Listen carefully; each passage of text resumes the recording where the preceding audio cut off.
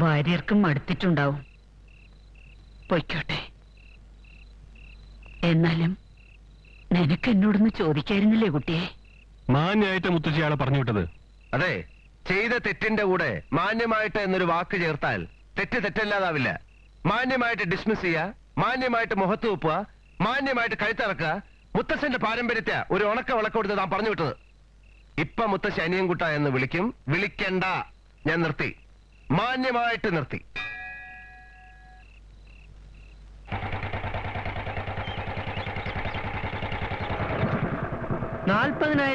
രൂപയായി വിത്ത് extra fittings. ഒരൊറ്റ ചെക്കിൽ എഴുതി തള്ളി അപ്പേട്ടൻ. തരാൻ മനസ്സും കൂടി വേണേ. സൂക്ഷിച്ചോടിക്കണം. ആ ചേച്ചി എങ്ങോട്ടാ? ഇനി തൊട്ട് ചേച്ചിയെ ഞാൻ കൊണ്ടുപോവുകയും കൊണ്ടുവരികയും ചെയ്താൽ മതി എന്ന് അപ്പേട്ടൻ പറഞ്ഞിട്ടുണ്ട്. വേണ്ട വേണ്ട, അങ്ങോട്ട് കയറിയാൽ മതി.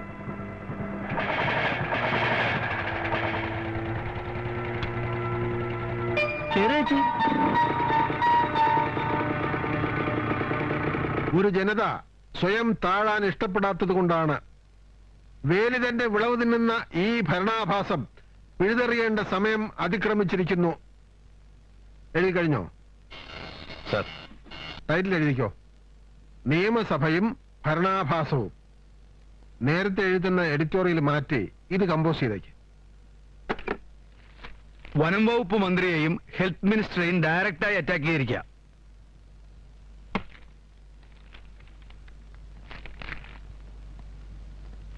ജേക്കബേ. സർ, നേരത്തെ കമ്പോസ് ചെയ്ത എഡിറ്റോറിയൽ തന്നെ കൊടുത്താൽ മതി.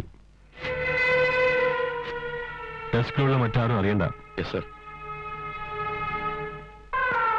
എന്റെ അച്ഛന്റെ അഭിമാനത്തെ തൊട്ട് കളിക്കാൻ ഒരുത്തനും ഞാൻ സമ്മതിക്കില്ല.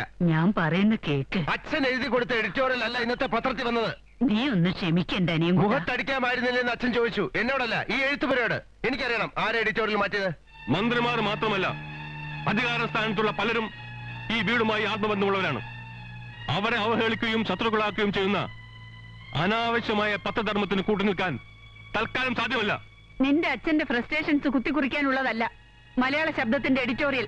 അച്ഛന്റെ ഫ്രസ്ട്രേഷൻസോ? അച്ഛന്റെ ഏറ്റവും വലിയ ഫ്രസ്ട്രേഷനാണ് അമ്മ. എന്നെ കൊണ്ടൊന്നും പറയിക്കില്ലേ? പറയടാ, പറ. പ്രായം മറയ്ക്കാൻ അമ്മ തേച്ച് അടക്കുന്ന ഈ സൊസൈറ്റി ചായം പൂശാൻ കെ മേനോനെ കിട്ടില്ല. റമ്മി കളിച്ച് പരദൂഷണ പാർട്ടികളിൽ കോമാളി വേഷം കെട്ടുന്ന ഭർത്താവ് ഗോഷ്ഠയല്ല എന്റെ അച്ഛൻ. ആ ഒരൊറ്റ കുറവിലല്ലേ അമ്മ അച്ഛനെ നെഗ്ലക്ട് ചെയ്യുന്നത്? ചെയ്തോ. പക്ഷെ എന്റെ അച്ഛന്റെ അക്ഷരങ്ങളെ നെഗ്ലക്ട് ചെയ്താൽ. അനിയൻകുട്ടാ, ഒഫീഷ്യലായിട്ട് തന്നെ ആയിക്കോട്ടെ. ഇതാ എന്റെ റെസിഗ്നേഷൻ ലെറ്റർ. ആപ്ലിക്കേഷൻ ഫാറം പൂരിപ്പിച്ചു കൊടുത്തല്ല ഞാൻ മലയാള ശബ്ദത്തിന്റെ പത്രാധിപരായത്. നിന്റെ അമ്മയെയും മലയാള ശബ്ദത്തെയും ഒന്നിച്ച ഈ അക്ഷരത്തിന്റെ ദേവി എന്നെ ഏൽപ്പിച്ചത്. മതിയായി അമ്മേ.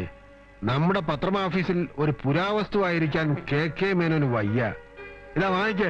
അച്ഛാ, അപ്പേട്ടനൊരു വിവരക്കേട് കാണിച്ചു എന്ന് വെച്ച് പെട്ടെന്നിങ്ങനെ ഒരു തീരുമാനം എടുക്കരുത്. പെട്ടെന്നെടുത്ത തീരുമാനമല്ല മോനെ. ദിവസങ്ങളായി ഞാനിത് ചിന്തിച്ചു തുടങ്ങിയിട്ട്. മുത്തശ്ശി ഒന്ന് പറ. ഞാനൊന്നും പറയില്ല. മേനോൻ എനിക്കറിയാം. അച്ഛാ പ്ലീസ് അച്ഛാ, ഒന്ന് പറയടോ അച്ഛനോട്. ഇത് വീട്ടുകാരെയല്ല, ഓഫീസുകാരെയാ. എനിക്കൊന്നും പറയാനില്ല.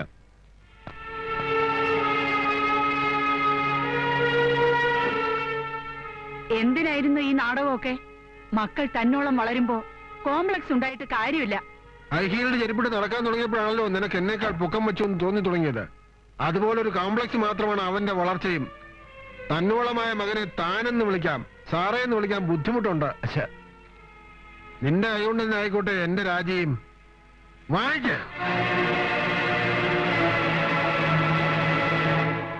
അസുഖം മാറിയെന്ന് ആരാ പറഞ്ഞത്? കണ്ടില്ലേ കൊതുക് കത്തിച്ചു വെച്ചേക്കുന്നത്. അതെ, കൊതുക് ചത്ത് വീഴാതെ നോക്കിക്കോണേ. നിറയെ ചക്കര പോട്ട് തന്നെ. എന്നാ കുറച്ച് അവലും മലരും തേങ്ങയും കൂടെ സംഘടിപ്പിച്ച വന്ന സ്ഥിതിക്ക് ഒരു ഗണപതി ഹോമം നടത്തിയെങ്കിലും പോവാ. കളിയാക്കണ്ട. തന്റെ ഗണപതി ഹോമത്തിന്റെ ഗുണം കൊണ്ടാ മേനോ സാറിന് രാജിവെച്ചത്. അച്ഛനിരുന്ന കസേരയിൽ അപ്പേട്ടൻ കയറിയിരിക്കുന്നു. Managing editor. ഇരിക്കാനല്ലേ പറ്റൂ, എഴുതാൻ പറ്റില്ലല്ലോ. മേനോ സാറ് എന്റെ കേരള പത്രത്തിന്റെ ചീഫ് എഡിറ്റർ ആവണം. എഡിറ്റോറിയൽ മാത്രം മതി. ഇവിടെ ഇരുന്ന് എഴുതി തന്നാ മതി. മലയാള ശബ്ദം എനിക്കൊരു പത്രം മാത്രമല്ല, എന്റെ തറവാട് കൂടിയാണ്. അറിയാം. തറവാട്ടിൽ നിന്ന് അങ്ങനെ ആരും പൊറുതി മാറില്ലല്ലോ. ഇനി ഞാൻ മറ്റൊരു പത്രത്തിൽ ജോലി ചെയ്യുന്ന പ്രശ്നമില്ല. വല്ലതും എഴുതിത്തരാം, അതേ എനിക്ക് പറ്റൂ.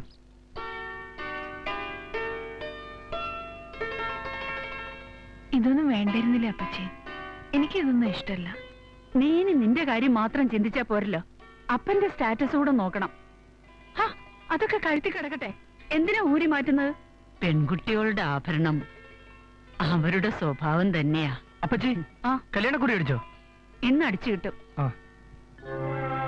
നിന്റെ വിവാഹം നടത്തിയ പോലെ വിഷ്ണുമായയുടെ മുമ്പിൽ ഇവൾക്കും പന്തലിടാം.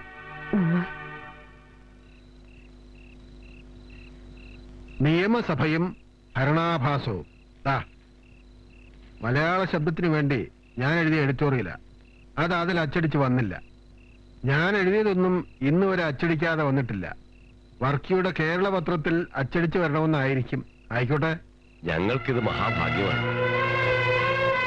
മിസ്റ്റർ വർക്കി, നിങ്ങളുടെ പത്രത്തിന്റെ ഡിസ്കഷനും ബിസിനസ്സും ഒക്കെ നിങ്ങളുടെ ഓഫീസിൽ വെച്ച് അയക്കണം. അമ്മേ, എന്താ അമ്മയ്ക്ക്? അച്ഛനും മോനും കൂടെ എന്നെ തോൽപ്പിക്കാൻ നോക്കുകയല്ലേ? നീ കാര്യം മനസ്സിലാക്കാതെയാണ് സംസാരിക്കുന്നത്. എനിക്കെല്ലാം മനസ്സിലായി. ഈ വീട്ടിൽ 2 പത്രം ഓഫീസ് പറ്റില്ല, ഞാൻ സമ്മതിക്കില്ല.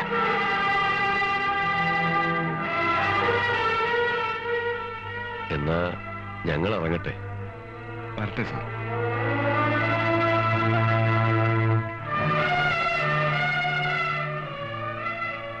ഈ വീട്ടിൽ നിന്ന് ഞാൻ മാറിത്തരണമെന്ന് പറയാൻ ഇതിൽ കൂടുതൽ നല്ല ഭാഷ ഇല്ല, അല്ലേ മോനെ?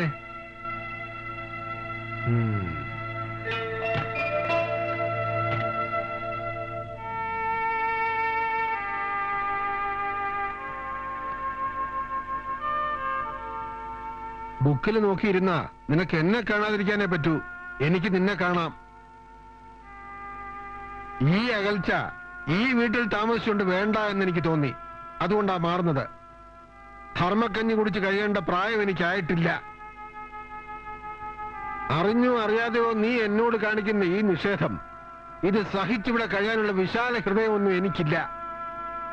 മാറിയിരുന്ന് സ്വസ്ഥമായിട്ട് എഴുതാൻ ഞാനൊരു വീടെടുത്തിട്ടുണ്ട്. ഇവിടെ നിന്ന് 30 കിലോമീറ്ററേ ഉള്ളൂ. എപ്പോ വേണമെങ്കിലും വരാം. എനിക്ക് എഴുതണം. എഴുതാനേ എനിക്കറിയൂ. എഴുതാപ്പുറം വായിക്കാൻ എനിക്കറിയില്ല.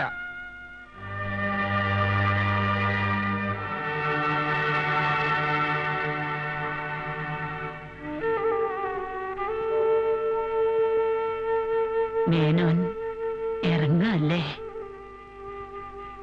ആഹാരത്തിന്റെ കാര്യമൊക്കെ എങ്ങനെയാ? എനിക്ക് എന്തെങ്കിലും കഴിച്ചാൽ പോലെ. വർക്കി ഒരാളെ ഏർപ്പാടാക്കിയിട്ടുണ്ട്. അനുവാദം ചോദിക്കാതിരുന്നത് അനാദരവായിട്ട് തോന്നരുത്. ചോദിച്ചാൽ തരില്ലെന്ന് എനിക്കറിയാം. എഴുത്ത് നടക്കട്ടെ, അതെവിടെയായാലും എന്താ? എഴുതാൻ കഴിഞ്ഞ അത് തന്നെയാ പുണ്യം. എന്റെ വിഷ്ണുമായേ.